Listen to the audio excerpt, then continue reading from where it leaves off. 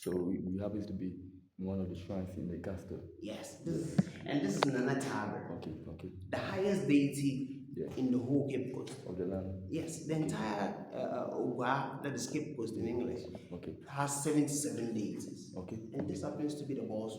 And mostly deities are ancestors that once lived. Exactly. You live a good life and then you'll be given the power to come and help your people.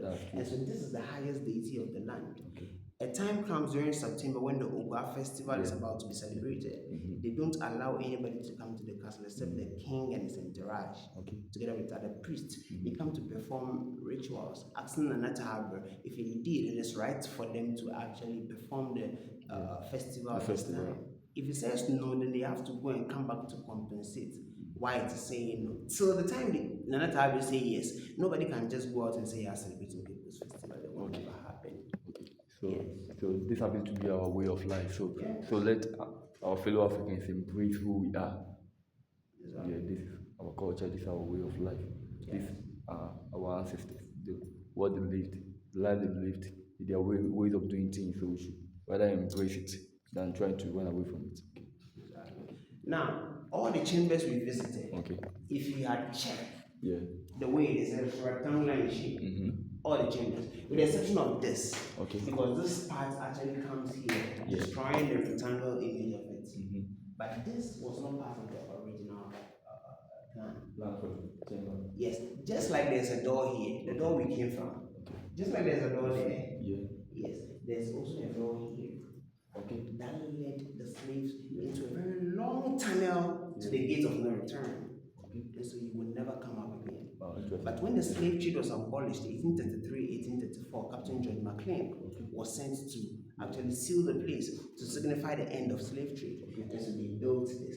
When the shrine was not here, they built this to seal the gate, to tell the whole world that, in fact, we have sealed the gate. So, which means that there's actually a gate over here, a tunnel over here. Yes, and we are going to see the tunnel. It is a very long tunnel, but this tunnel, look, we are underground, but this tunnel goes more underground. We are going to see it upstairs. It goes more underground. Wow. One thing I wouldn't want us to leave behind is these wrecks we see here.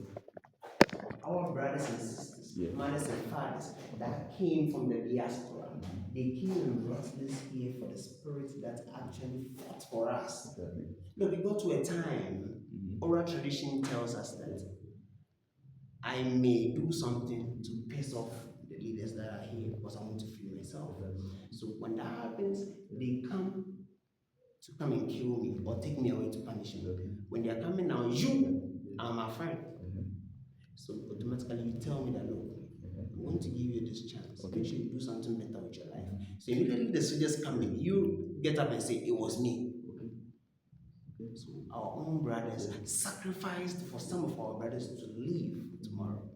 So that person who will get up and say, I did it, is the person that is going to be killed or tortured on the behalf of another brother. So even when we were here, different places we came from, different languages, all in Africa, we couldn't understand ourselves with language. Just the unity among the British. Just because you have this as your passport, this color, this melanin as your passport, and it's your identity. We are all one people. That's the far. Interesting, big word. Yes, sir. Right. So from here, we'll be going upstairs.